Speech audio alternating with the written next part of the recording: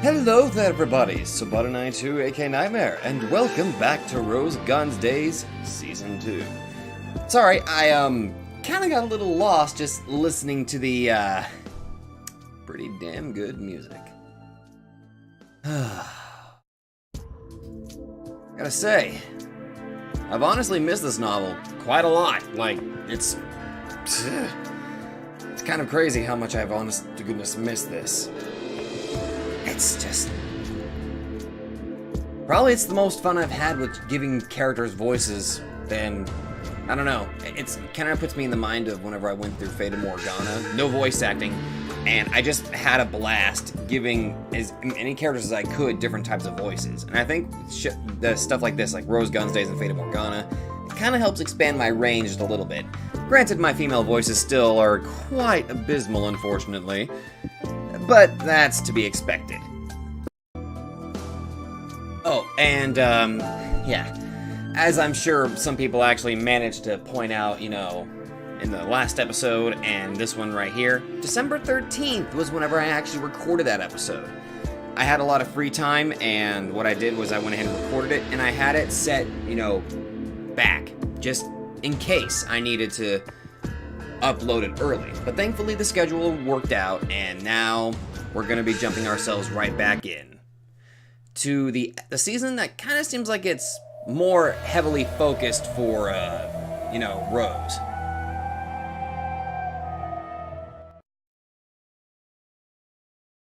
Oh, thank you. Alrighty, now back to here.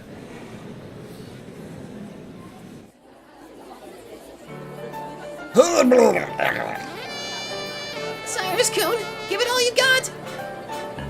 You got it! Still got lots of fighting left in me. What the hell's going on? Hey, look out! Come on, be careful! His opponent moves well. He keeps sliding from blind spot to blind spot. What the hell are they doing? Oh, dear God, what the hell? Damn it! Stop swaying about! They were having a sparring contest with Meiju's underlings underneath the restaurant. Oh, cool! It was a friendly match to blow off stress, not a fight, but things kept heating up. A Chinese walk that was being used in place of a gong rang out, signaling the end of the final round. A splendid performance from both sides. Cyrus-san, how strong you are. That was a tough fight. Quan Fa's really a force to be reckoned with. Fuck. Cyrus shook hands with and hugged his opponent and came back. The men were burning with enthusiasm, each yearning to fight next. It's times like this that I curse my body's frailty. Enough of that, brother. We don't need you forgetting your age and getting yourself hurt. Now even I'd like to have a go. Anyone want to fight me? Hold on, Meryl, you can't do that. What if you got hurt? My. Looks like they're pretty excited over there. Seems the next challenger has stepped up. Oh my God, look at you, you're a big boy. Hell, Pat, already fought with 3 guys. Let me take a break. That means it's my turn, right? I'll do it. I said no. Sheesh. Try and act more like a lady, Meryl. What she how? Niba. Now, technically, I think you're trying to say Nipa, but whatever. You mean me? The next challenger pointed at Leo and challenged him to come forward. Leo didn't feel like fighting, but he knew that refusing would ruin the atmosphere here. What do you say, Madam Rose? If you order it, I could show off a bit. Sure. Good luck, Leo-kun. Nice to know that they're having all this fun. It's nice. Are we forgetting somebody? I feel like we're forgetting somebody. Leo loosened up his shoulders and stepped forward. This opponent was largely built and seemed to have confidence in his offensive and defensive strength. Pleased to meet you. Let's enjoy our match. I can't read! What are they saying? he's telling you to come at him first. He's trying to provoke you. He's calling you weak. Leo-kun isn't weak at all. What a rude person. This man is a bit on the impudent side. He's caused me much trouble as well. Leo-san, if you would teach this man a lesson, I would be much obliged. Alright. Nah, bah. I've even gotten permission from your boss. Wanna have a go? Ah, Niba! Seriously, you're not doing it right. It's neat. Oh, for God's sake. Okay, I guess I'll start. We're gonna have ourselves a little... We're gonna duke it out. Leo slowly removed his jacket and rotated his shoulders.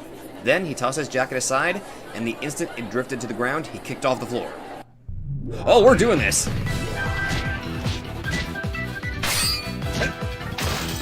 There we go. Whew. I know it reset my score, but this just makes it a little bit more fun for me.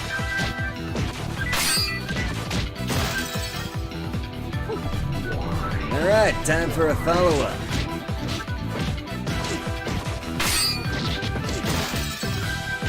Yeah, that was quite easy, don't you think? Then again, I did reset everything. It all happened in an instant. The large Chinese man's body flew through the air and smashed against a wall. The poor bastard didn't last very long. He had apparently received a concussion, and he lay spread-eagled on the ground, staring at the ceiling with his eyes unfocused. There were no cheers. Everyone was dumbfounded and lost for words. And so, his applause consisted of only one person. So this is the skill that defeated Alfred one-on-one, and which even Caleb desired so much. You surpass even the rumors, Leo Shishigami-san. And I've heard from Stella. You may be young, but I hear you're pretty good yourself. The Black Dragon of the Golden Dragon Society, Lee Meiju. A man who made his name as a young but capable assassin, who had defeated the leaders of rival organizations with rapid speed. He was now a highly ranked member of the organization and had subordinates under him, but his edge had not dulled in the slightest. Ijima? No one is stepping forward to be your next opponent. It seems there is no helping it. In that case, I will be your final opponent. Oh. Meiju smiled thinly, gave the iguana on his shoulder to his subordinate, and removed his jacket. Okay, as long as the iguana is okay. Then with a flexible motion, he did what looked like a Quan Fa movement. He moves well. Crap. That's Piguadan. Wait, Pigukan. No, that just now was Bajikwan. Is that strong? Piguakan traits the body like a whip, specializing in long-distance fighting. Bajikan, on the other hand, treats the body like a boulder, specializing in short-range fighting. So basically you're saying he's strong with no weak points? Probably. People age when they stop moving their bodies. That is not bad. I can feel the youth returning to my arms and legs. Leo-kun? I can win. I've got something decisive he doesn't have. Huh? Cute girls cheering me on. At least you're confident. Leo and Meiju slowly approached each other. Though the two men were burning with pre-fight enthusiasm, the crowd watching over them fell silent as though numbed by a quiet intention. Please go easy on me. Oh, by the way, my iguana decided to hop back onto my shoulder. Are you sure that's safe? I just got you. That's actually just a fake prosthetic. You have a prosthetic iguana? Hey, Meiju-san. This is just for fun, right? But of course. However, it means a bit more than that to me. Is Primavera truly a dragon worthy of our protection? Or not? That is the question. I see. And there's something I've got to test too. Oh. Let's see if oolong tea tastes even better after a workout. In that case, let us begin our respective tests.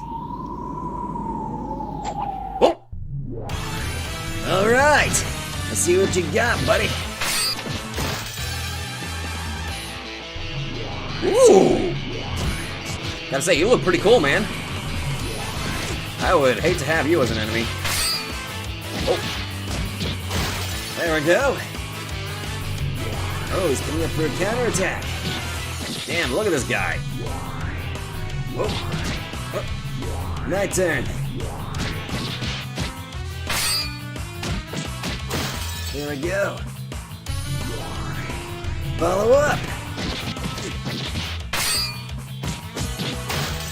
Yeah, even my score does go a bit low, it doesn't matter. That was quick. 97% hit rate. That's not bad. Hey!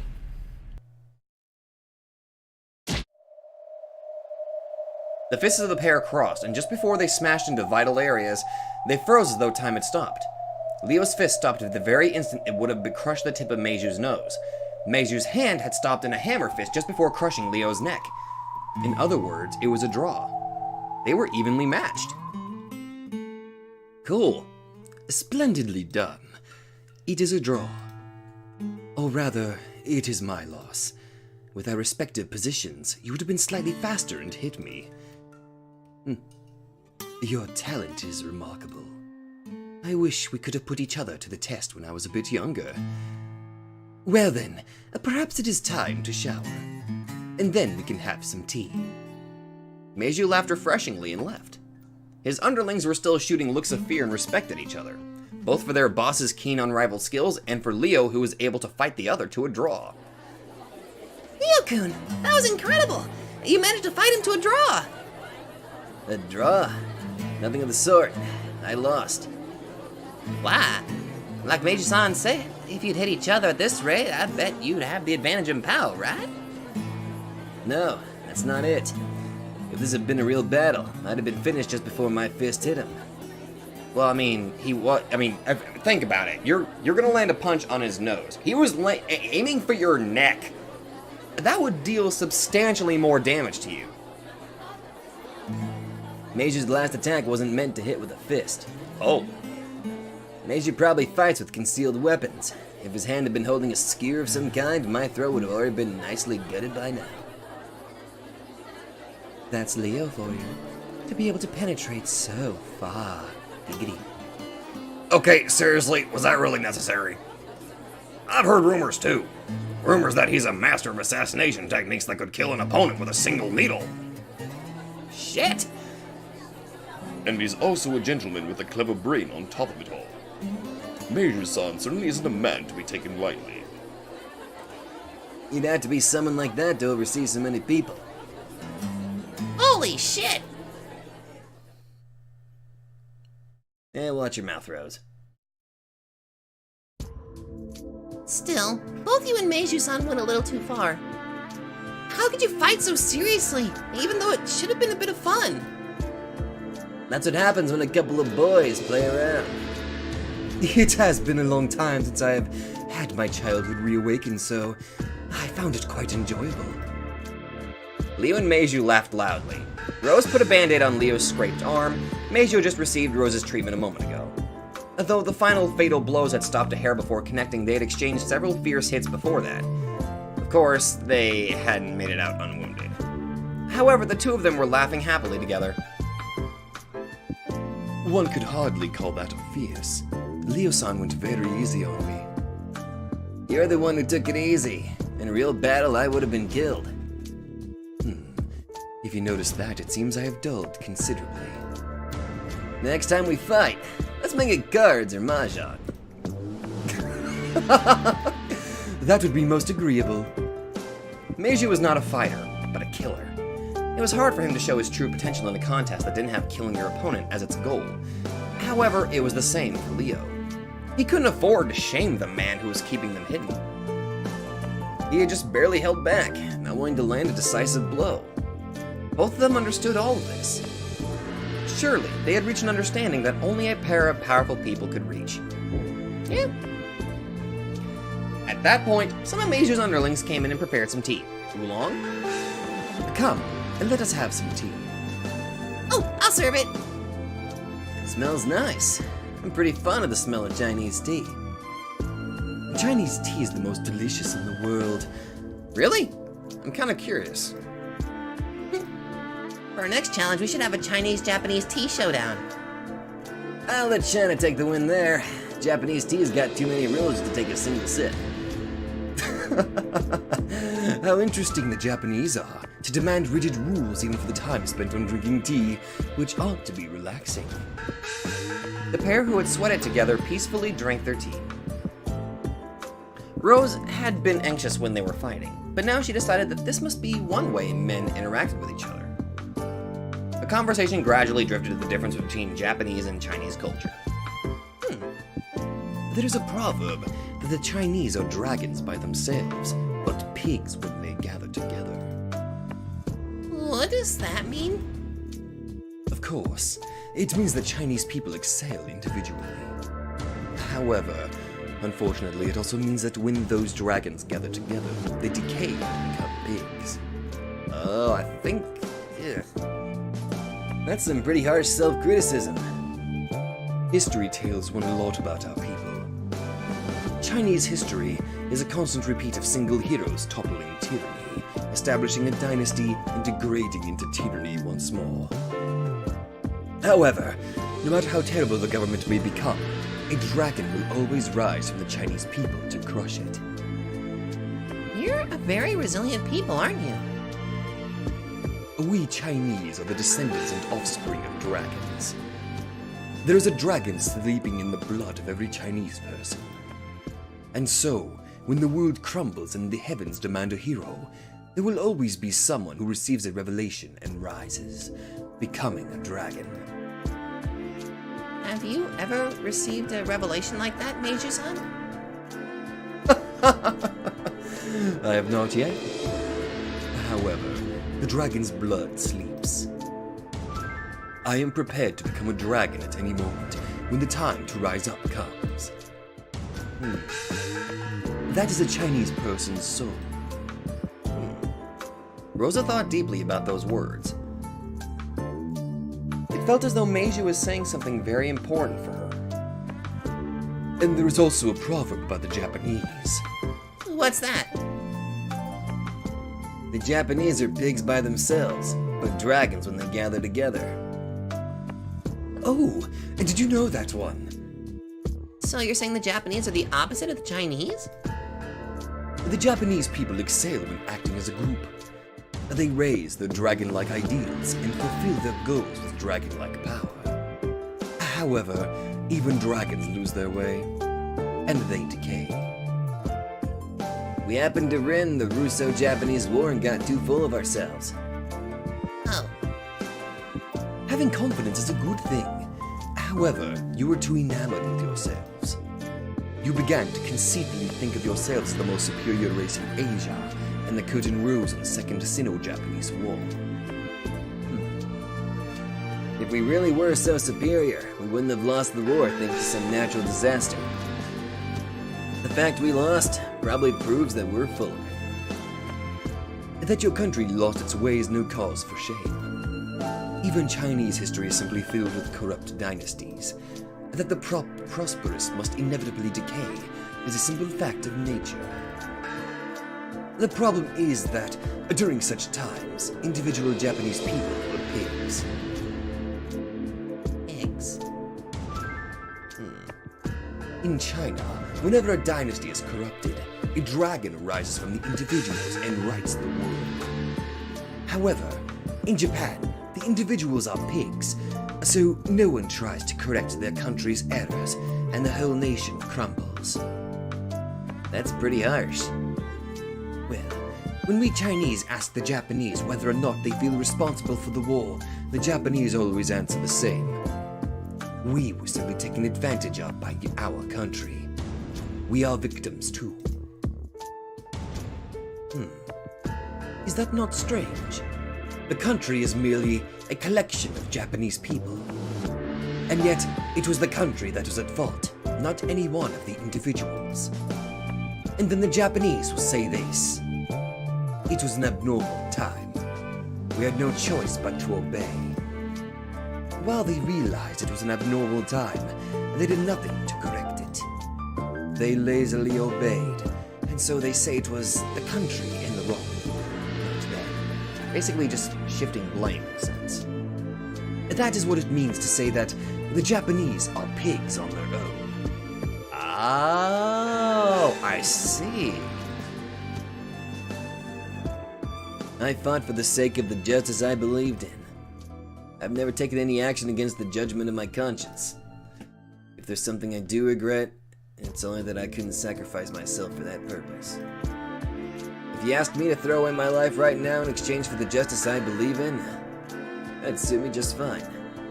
I'm always prepared for death. That's not something you should probably say, Leo. Leo-kun. If you can say it so boldly, then perhaps I can still accept your words. You set yourself apart from those foolish Japanese who always place the blame on their country and hide from responsibility. There is only one thing that we Chinese would like to say to the Japanese. What's that? Don't play the victim after choosing to be a pig. It makes us sick. Damn. Don't say you had nothing to do with it because the country was at fault. We would like you to take bold responsibility for the ideals you have announced as a dragon. Okay. That is all. Rose hung her head, stunned into silence. Meiju's words reverberated through her head over and over. Don't play the victim after choosing to be a pig. Jeez. When her countrymen were suffering under Caleb's rampage, hadn't she been a pig? And wasn't she herself playing the victim, even after choosing to be a pig? We would like you to take bold responsibility for the ideals you have announced as a dragon. I received my position as Primavera's madam, and gained the ability to do as I please with a great quantity of money and power. A dragon's power. I announced my dragon's ideal, my desire to revive the community of my countrymen. I still haven't tried to take any responsibility for voicing those views. That Wayne-kun and Claudia were caught is practically my fault. I may have boldly said that I would rescue them no matter what, but I still haven't done anything. How can I be sitting around letting myself be protected while drinking tea and chatting happily? Well, in that regard, you do need moments of normalcy. I mean, I can understand. You want to save Claudia and Wayne. I know I certainly want to save them. But if you throw yourself in as you are right now, you're only going to get you and everybody else killed. That's why you need to become stronger. Taking up that gun was the first step. Those words were heavy. I was Primavera's madam, a dragon. So those words were heavy. That's why all those businessmen followed me. And that's why they were harassed by the Caleb family. And yet I, even with my dragon's ideals of protecting them, remained a pig, unable to do anything. Responsibility for ideals. What is responsibility? Should I apologize and slice open my own chest? That's a little extreme. No. That can't be all that responsibility means. It's got to mean the duties I ought to accept for voicing those views. When you say, I'll do it, you have a duty to see it through. That's what it means to take responsibility for your words. In that case, what duties do I have after saying I want to protect my countrymen? What duties do I have after voicing those ideals? Meiju's words echoed through my head over and over. I must become a dragon. A dragon. Rose, do you want some more tea? Huh? Well, to be fair, you were kind of talking to yourself for a little while there. Didn't really want to wake you up. Rose stared blankly at Leo. She looked like someone who'd fallen asleep without meaning to, and who was confused after being suddenly awoke. I'm sorry, Leo-kun. I guess I was tired. Maybe I'm getting a cold. I felt a bit dizzy.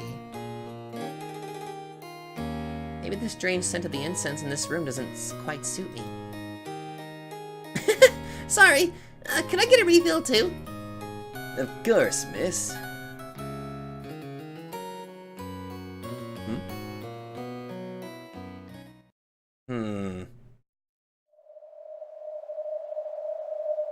Oh, back to Wayne. Wayne regained consciousness, his arm still suspended. The sound of cars and many feet approached. It wasn't just one car. There were probably several of them. Here we go. Time to pay the piper.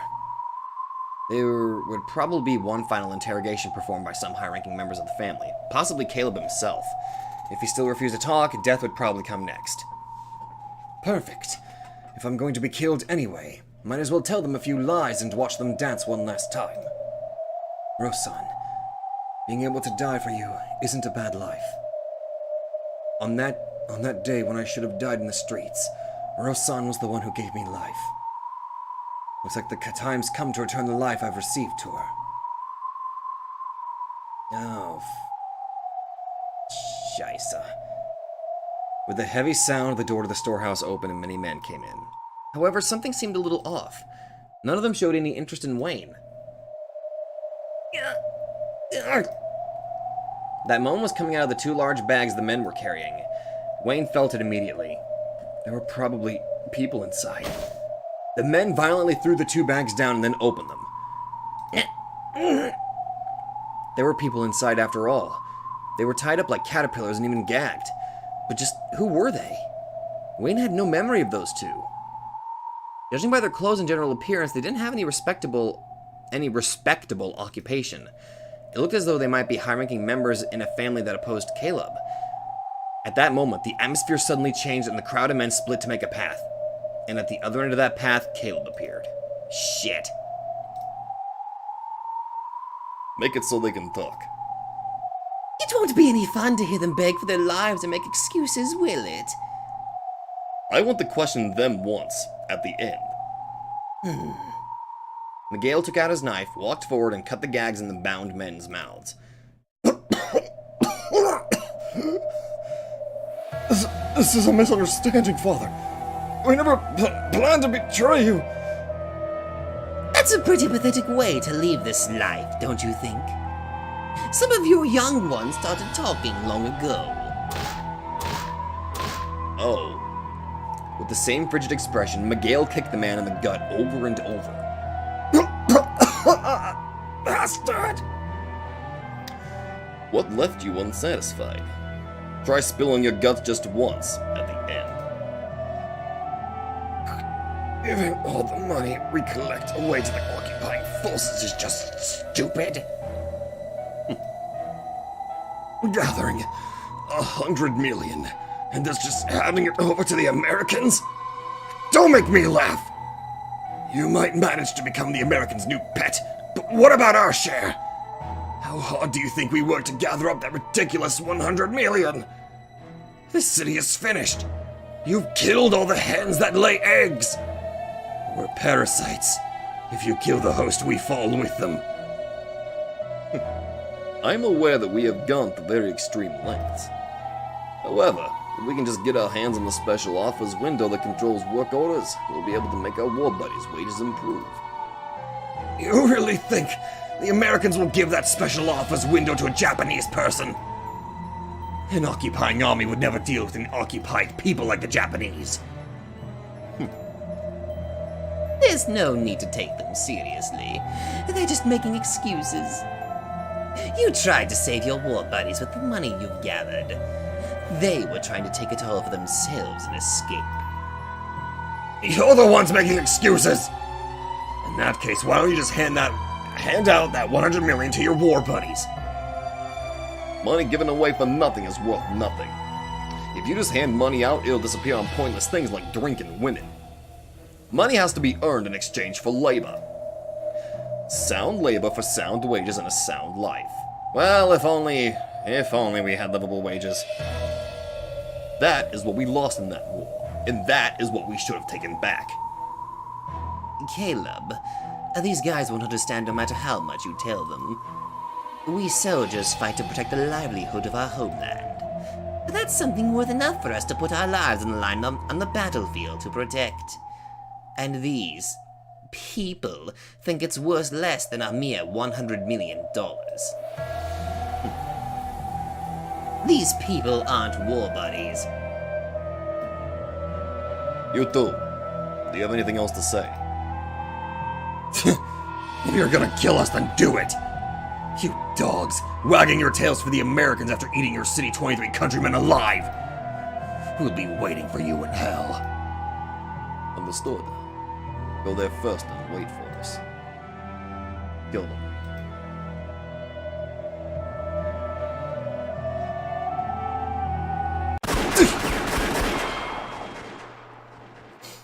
Yeesh. When Caleb turned to face the other way, the men all pulled out their guns. Immediately, several gunshots rang out. Miguel walked up to the honeycombed pair of men and landed a shot in each of their foreheads. You should be grateful to Caleb. Since he had you shot to death, he must have still acknowledged you as war buddies. Listen up, men. It may be true that Japan surrendered. However, I don't remember us ever surrendering. Our job, our mission as soldiers, is exactly the same as it once was. Fight for your homeland. Nothing more, nothing less. Yes, father! And if anyone doubts that and puts their own self-interest first, I'll kill them. I won't let them die easy like those two. I'll make them hurt first. We don't forgive traitors.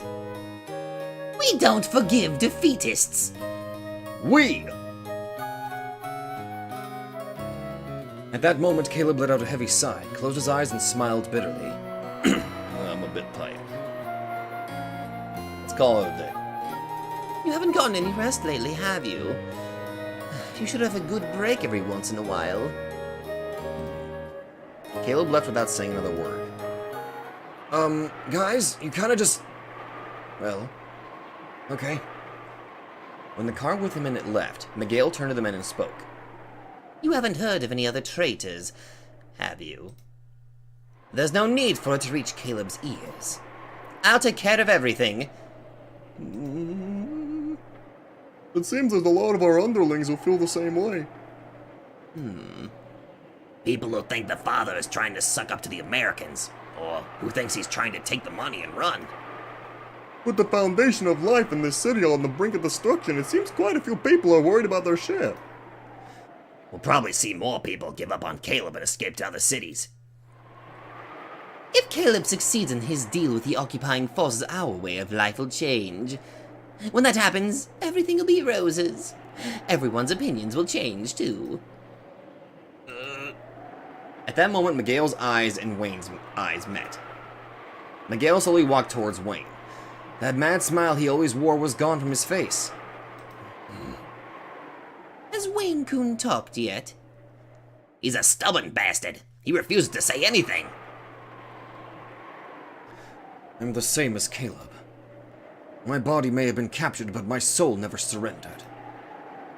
Even right now, like this, I'm still Rosan's bodyguard, Primavera's bodyguard. Like I'd ever say a single word that might hurt Primavera. You might be a man worthy of respect. Which front were you on during the war? The Japanese front. I survived the blazing city of rubble during the Great Disaster. Oh. If you had been on the same battlefield, I'm sure I would have respected you. Wayne hesitated for a moment, because Miguel wasn't making some sarcastic or snide remark, but was speaking from his heart. We're soldiers. To protect our homeland, we went to the battlefield to die. Because we believed that there was something worth throwing away our lives to protect. The same feelings you hold for Madame Rose, are what we felt when we fought for our homeland. That's why I want to make a confession to one as brave as you. I didn't start out being the same as you. At first, I was scared of dying. No one wants to die. You're different. You know that there's something you can protect even if you die. That's why you aren't afraid of death now. However, I was scared. If my life could be saved, I could have abandoned all of my ideals and claimed goals. For a time, I was a cowardly defeatist like that. This is interesting. Why is he opening up to... He's actually... okay, he's opening up. Okay. Cool. In the jungles of the southern islands, Miguel and the others fought to the death over and over. When the American army advanced with its overwhelming resources, the Japanese lost their supply lines and didn't receive enough food, much less munitions. If they sat down, they would just starve and die. And yet they had no bullets to shoot. So the only option they were given was to raise their swords one last time and perish in a bonsai charge. Surrender was not an option for them. Miguel's unit had decided to die an honorable death by making a night raid on the American beachhead. Though Miguel, known then as Private Kurashiki, shouted bravely with his mouth, he was unable to suppress the fear of death he felt on the inside. Those war buddies shouted, "Bonsai! Long life!" for their country as they attacked. They dashed out into the darkness of the nighttime jungle, raced through the marshland, and struck the American position. If they could pour into the American position under this darkness, the enemy would find it hard to shoot and fear friendly fire. If it came to hand-to-hand combat, they would be fighting on an even footing. Those were the words that the squad leaders inspired them with. Well, it's not like it'd actually go that way. The American troops aren't fools either. They had sentries posted even in the dark of night. On top of that, we were kind enough to show up shouting "Bonsai! Bonsai!" at the top of our lungs. You know, when a heavy machine gun starts firing all over the place, it gets really bright. The American troops immediately noticed the Japanese night raid and started firing with heavy machine guns. The repeating gunfire was enough to strip away the night's darkness. A group of Japanese troops charging together doesn't mean much against a machine gun emplacement. The men operating the American machine guns probably just had to sweep it left and right. Like a combine harvester mowing down a sugarcane field. The Japanese troops were just mowed down, slumping to the ground one after another. As that happened, flares went up, and they weren't even able to hide in the darkness. You see, we went to drown in the swamp just so that we could receive our bullets from the Americans. And me, I sat on my butt, stunned and surrounded by a crowd of my war buddies' corpses. Submerged in the sludge up to my waist, I turned pale and dumbfounded by the feel of death, so thick you could choke on it. I didn't want to die. I wanted them to let me live, and nothing else mattered. At that time, I was, without a doubt, a defeatist. When the American troops realized I was alive, they pointed their guns at me. It's funny. My friends who wanted to live got hit by so many bullets, and yet I, who was no better than dead already, was missed by so many bullets. 5 or 6 times, bullets landed right next to me. I could tell that the enemy troops were celebrating, laughing at this pathetic failure. It was clear they were playing a game, trying to see who could hit me first. I rose to my feet with tears in my eyes, begging for forgiveness. I don't know whether my words reached them or not. They stopped using me as a target and took me as a prisoner of war. Oh my. The one who saved me was an American officer. He was probably the leader of their unit. He put a stop to the hatred and sneers directed at me by the American troops and welcomed me with a salute. I was glad. No, looking back on it, I was pathetic. That feeling, as though that man had protected me. A feeling so strong I almost wanted to lick the bottoms of his shoes right there. Oh my god. Yet another POW was brought over. Prisoner of war. He was a war buddy from my unit. His left shoulder appeared to have been shot, and he staggered around with his hand on the wound. That officer welcomed my war buddy with a salute too. Though the countries were different, they were both soldiers who gave everything they had for their homelands. I believe that was the sort of respect he had. And then when the officer offered his hand, my war buddy shouted "Bonsai" for the homeland and flew at him. In that instant, a red fog covered everything. My war buddy must have been hiding a grenade under his armpit. Surely he had waited for this chance to take the highest-ranking enemy with him to the grave. I fell on my butt, covered with a bloody mist and the flying bits of organs. Stunned. Oh my god! Both of their upper bodies had been smashed to atoms, leaving only the lower halves. This was a man who seemed to show respect for an enemy soldier like me, so I'm sure he must have been respected by all of his subordinates. Well, yeah. The other man responded to someone who showed mercy to an enemy soldier by blowing himself up. Not hard to imagine how angry the hearts of those Americans must have been. Wayne-kun, don't you think that man who blew himself up was admirable? He really was the same as you. His body may have been captured, but his soul certainly hadn't surrendered. At the end, he offered up his life to take another shot at the enemy. If I could, I'd like to blow myself up and take you with me. Oh, are you coming on to me? Yeah, I'm sure you could do it. Without a doubt, you are a brave man. Compared to that, what was I like back then? I pitifully begged for forgiveness, abandoning my duty to fight and protect out of concern for my own life. How brave was that war buddy who was able to die? How despicable was I, who surrendered without dying? I was a foolish, terrible, defeatist pig, not even worthy even to live. Still, you are alive. Who knows? Am I still the person I was before that day? I think I really was killed then. Until I was saved by Caleb and given a new life, I'm sure I was killed. You know, thanks to them, I'm getting killed every day. Miguel-san, don't you think that's enough? Every day. Every day. I constantly regret it. Every day. Every day that I was ever born. I didn't die.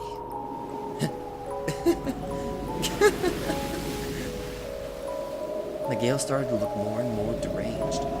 Covered in an abnormal sweat, his hands scratched all over his body. The next time his eyes met Wayne's, they were thick with madness. Surrendering means offering your life to your opponent, you see. So, if someone surrenders, they can't complain if they get killed. Only people who fight until they die are noble, and those who abandon that must be continually branded in the depths of hell for that dishonor. I will never surrender again to anyone in any way, no matter what. My war will never end until I fight and die, or until someone orders me, telling me that I don't have to fight anymore. The men grabbed at Miguel, trying to pin his arms behind his back. Miguel-san, calm down. Don't look at me. Don't laugh at me. Kill me quickly. This time, I'll fight until I die. Kill me, kill me. Don't look at me. Don't look at me and laugh.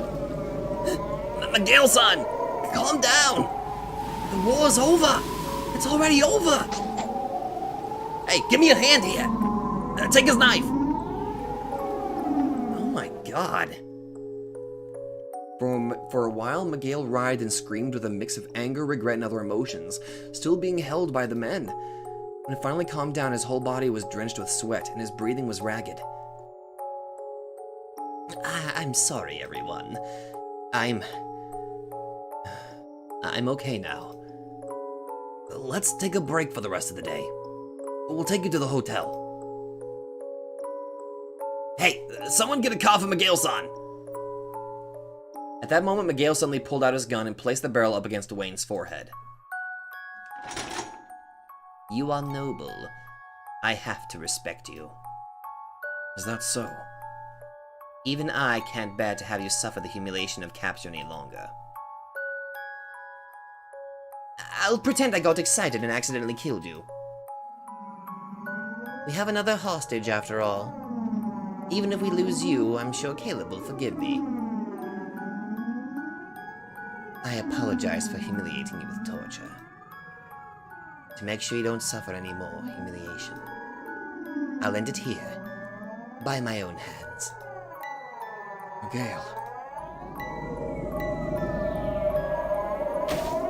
Miguel-san!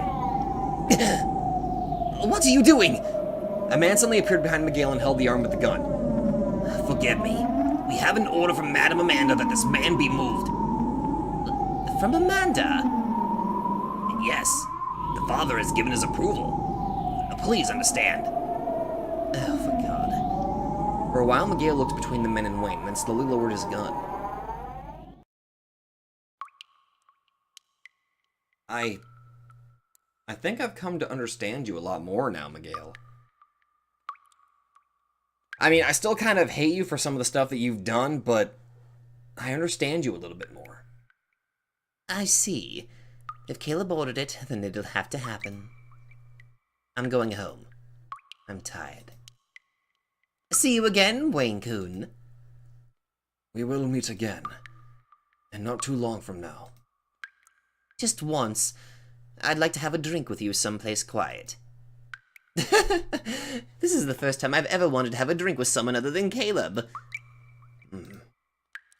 Miguel left. Wayne was blindfolded and then his chains were released and he was carried to another place. Damn.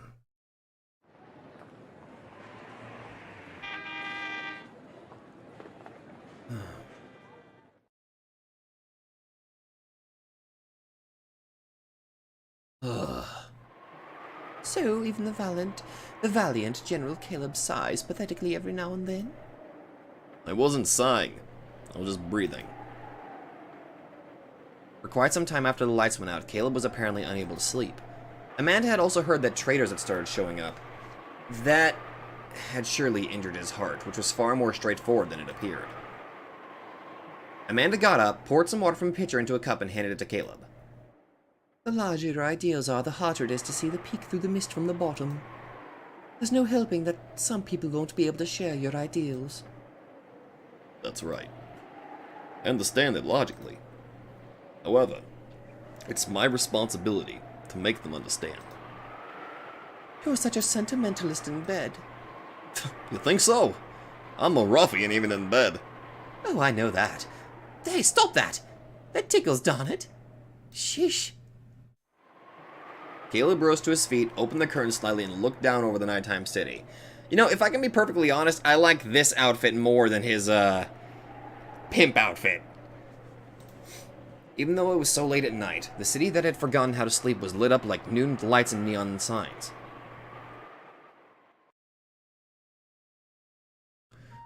There's no time. I have to clearly show the results of our deal with the occupying forces as soon as possible. I want to make them see that wages for jobs are rising. I wonder how much they will rise. We'll cut out all the middlemen. It's possible that take-home pay will even double. I want them to be able to take home 500 for a full day of unloading at the harbor. I don't know how much that actually equates. I mean, that's quite a lot a day. Incredible. If wages got that high, everyone would be celebrating. This way our war buddies won't just have money for food, but they'll be able to save up. And saving up money gives one the power to enrich their lifestyle. That's right! The men will work like hell, take the pay envelopes with pride, and make a triumphant return to their homes with their wives awaiting. They'll be able to have homes. They'll be able to have children. We'll be able to take back everything we've lost. If they're able to get paid that much, everyone will come back to City 23. And they won't be coming back. People will probably start moving here one after another from other cities. The city will prosper more and more. And that isn't all. Laborers will stop doing other jobs for low pay. As a result, you won't be able to hire people for pathetic wages. The greedy people in other cities will be forced to raise wages. If only they did. So you'll be able to save people across Tokyo, not just in City 23. It's true that the city has been laid waste now. However, that's because we're in the middle of taking one step backward to take 2 steps forward. So realistically, 1 step forward. I know. And I'm sure you'll make that happen. Tomorrow is the day we take the money to Butler. It's finally time, isn't it? I'm not just a dog giving things away to the Americans. I'm taking a sword of $100 million and making a raid on them. Good luck. I'm praying that you come back with good news. Yes, pray for me. And then the sun rose. Caleb took several guards and carried the vast amount of money into the occupying forces' headquarters.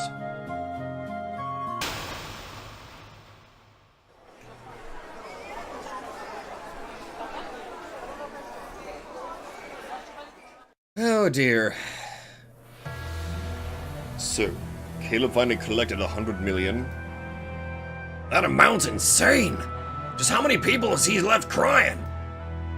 Will Caleb's son be able to buy that special offers window? This is only my personal opinion. However, I'm expecting that the deal will not go through.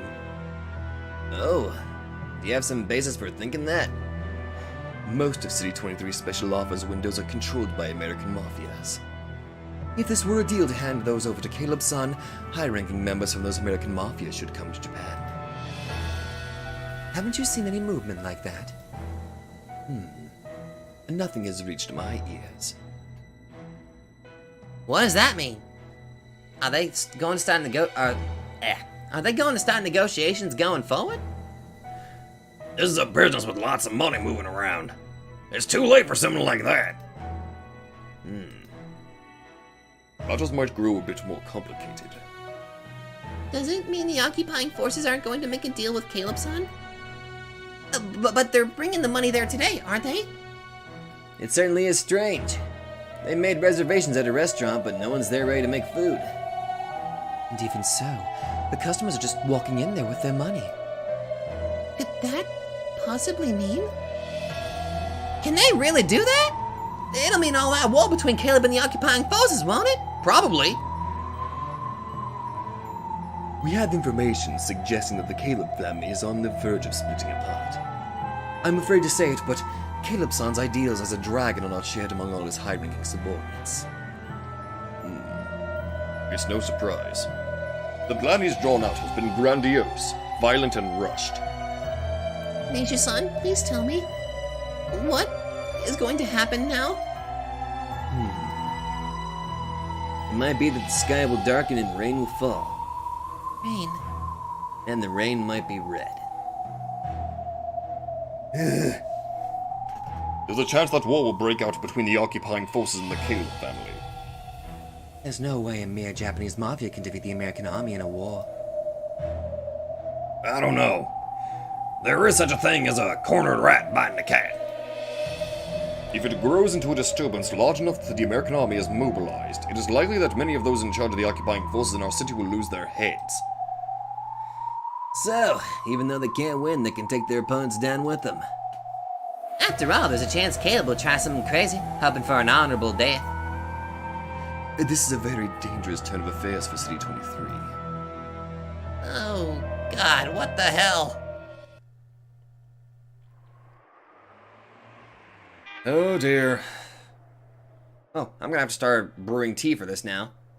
Son, I'm so glad you're safe. I'm sure Leo would say something like, attractive men can't die. It really is wonderful. Don't forget that you're still hostages, you two. I'm sure even you would prefer sleeping in a bed than hanging from your arms in a cold storehouse, Wayne. Oh, shut the hell up, you whore. You're the traitor who took over Rose-san's Primavera. I'll never forgive you. You dare talk to Madame Amanda that way, bastard!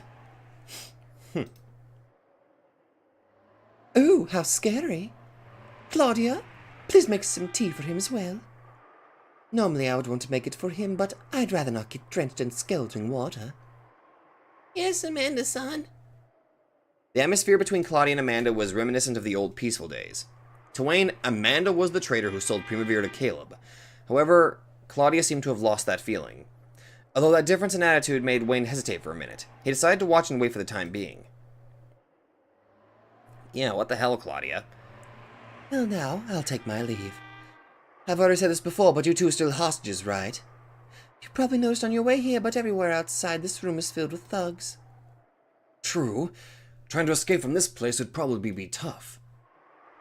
He glanced out the window. The street was lined with black cars and thugs glaring menacingly at passersby. The guard for Madame Amanda, Caleb's woman, seemed to be very heavy indeed. No shit! He thought about holding Amanda hostage, but at this moment their chances of victory didn't look high. Amanda and the guards left, so that only Wayne and Claudia remained, along with the scent of the black tea Claudia made. Amanda-san really isn't a bad person. Oh, for God's sake. Why are you defending her? She's the traitor who took advantage of Rose-san being gone to sell Primavera to Caleb. At first I thought that too, but the truth keeps getting clearer to me. What truth? I think Amanda-san intentionally played the role of the villain because she had to. The role of the villain? From the moment we opposed the Caleb family, Primavera had no way to continue existing. If Primavera disappeared, the women would lose the only places for them to work. Are you saying she sold Primavera to protect it? She didn't sell it. I think she might have protected Primavera in Rose's place. Oh, she did a bang-up job of that. It's true that there are a lot more scary customers at the club and everyone's wages have dropped a lot. However, she made sure that there was at least some place for ladies of the evening to work. If Amanda-san hadn't played the role of the villain, there would probably be a lot of girls wandering the streets now. And why doesn't she just say so? Why is it that she practically banished Stella-san and Meadow-san? At first, I thought Amanda-san was a bad person too. It's only recently that I've finally started to understand. I can't really explain it well with words, but, well, I'm sure that even now Amanda-san acknowledges Rose as the true madam. She's doing a pretty good job hiding that. If she acknowledges Rose-san as the madam, why would she act the part of the villain? I'm too stupid to follow what you're saying! Me too stupid, what the hell, Claudia? Well, The ladies of the evening had considerable pride. They couldn't bear to use up their earnings, even in exchange for their own protection, if it meant surrendering to the threats. For example, if Rose had submitted to the Caleb family, many women would have lost hope in Rose and Primavera might have collapsed in an instant. However, unless it entered Caleb's umbrella, Primavera would be destroyed.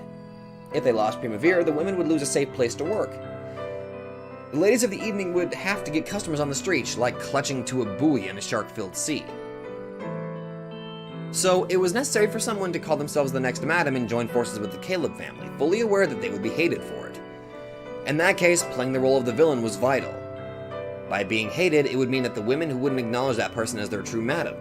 So, basically instilling more faith in Rose? Seriously? in other words, Rose is still the true madam of Primavera. If Rose ever comes back to Primavera, she just needs to kick out the villain, Amanda-san. If Amanda-san wasn't acting the villain's part, factions would form and a fight would break out over who should be the Madam Rose or Amanda-san, right? There would be a fight between those who acknowledged Rose as the madam and those who acknowledged Amanda, who actually had protected Primavera as the madam. So you're saying Amanda intentionally acted like she was evil, so that she wouldn't get in Rose-san's way in the future? I'm sure that's true. As Amanda said so. No, but I could believe it.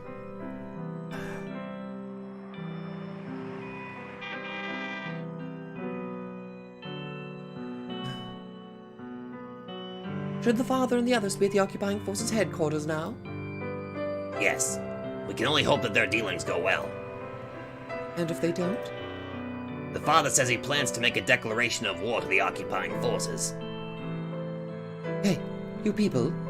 Do you really plan to fight a war against the American army?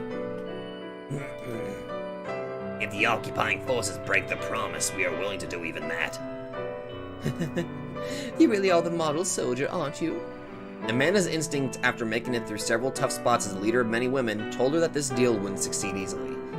However, there were times that the desperate determination of men exceeded a woman's calculations. I hope you do exceed it, Caleb. After all, I'm betting on you. Well, that tells me I need to...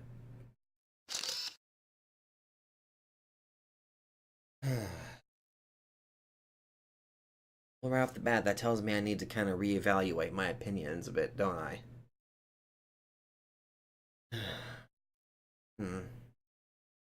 So, until we're told otherwise, Amanda is intentionally making herself look like the villain to not only instill more faith in Rose, but, you know, despite the terrible work, the worse work conditions, she is still protecting the ladies of the evening, just not from, you know, some of the thugs of Caleb's men. So, I'm guessing with Amanda, I'm not entirely sure what I should feel concerning her. One, I am really happy that Claudia's okay. I am glad about that. She's such an innocent girl. She doesn't really deserve anything. I mean, for God's sakes, they ruined her potatoes! Anyway, we even managed to learn a little bit more about Miguel, and I just... Okay, I still don't like what he did. Especially to what he did to Rose. But, and this is a very difficult but here, after learning a little bit more about him and what led him to the, and just seeing how, oh god, unstable does not even begin to describe how messed up this poor guy is. Okay, I can't believe I just said poor guy referring to Miguel, but that was a very, after him just kind of losing himself a bit there, I could kind of understand him a bit more. And I just feel myself, you know, I'm not sure whether I really can say that I hate him now. Part of me just feels bad for him. Just seeing how messed up he became.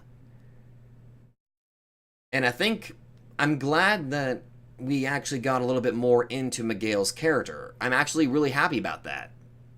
Now I know a little bit more about him.